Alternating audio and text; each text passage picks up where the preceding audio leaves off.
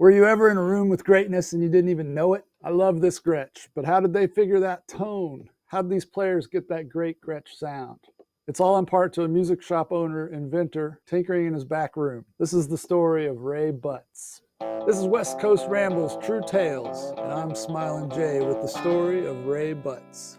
Ray Butts was born in 1919 in Ethel, Mississippi. His family moved to Cairo, Illinois when he was just a toddler. He first built a crystal radio when he was only 8 years old. In his teens, Ray worked at an appliance store as a repairman, servicing everything from washing machines to radios. Ray played the accordion and traveled for a few years in a hillbilly band called the Colorado Cowhands. But he returned to Cairo, Illinois after his father had a heart attack. He started his own business focusing on musical instruments and amplification. Ray Butts Music was a small music store in Cairo, Illinois. His wife Ann ran the store and kept the books, while Ray tinkered in the back room. It was there that he came up with the Echosonic amplifier. Bill Gwaltney was a local guitarist who was intrigued by Les Paul's discovery of sound-on-sound recording. He urged Ray to come up with something that could produce the effect live. An early attempt at coupling a 15-watt Gibson amp with a wire recorder was unsuccessful. He switched gears and tried the new plastic tape by 3M, and the Echosonic was born. Bill Gwaltney bought the first one.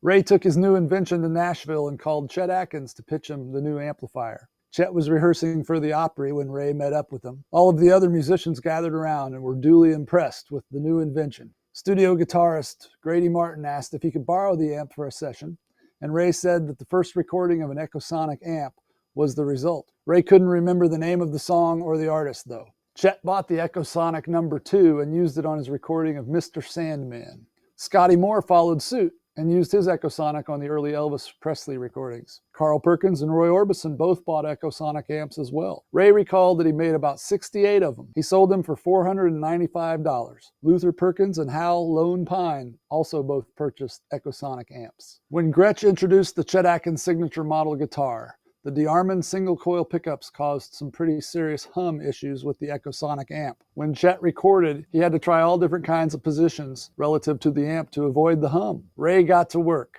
Engineers had developed ways to rewire transformers so they decreased the hum, but no one had attempted that approach on guitars. He connected two single-coil pickups serially and out of phase, creating the first humbucker pickup. The Gretch Filtertron was born. In 1958, Gretch introduced the more affordable Tennessean model and the higher-end Chetatkins Country Gentleman guitar. It was that country gent that first featured the new Ray Butts developed Filtertron pickups. Ray continued to experiment with the pickups and eventually unveiled the Supertron. He replaced the screw heads with straight bars, and Chet agreed that it produced a fuller sound. In 1962, Ray moved to Nashville. Chet Atkins got him connected with Sam Phillips, who had a studio on 7th Avenue North. Ray worked as an engineer for a while before he was hired by RCA to do maintenance on their recording equipment. The Chet Atkins Appreciation Society has their annual convention every year in Nashville.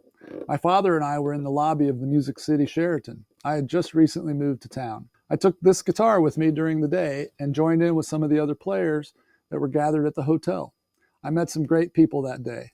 They were mostly older men, and we were trading licks as a few other men approached us.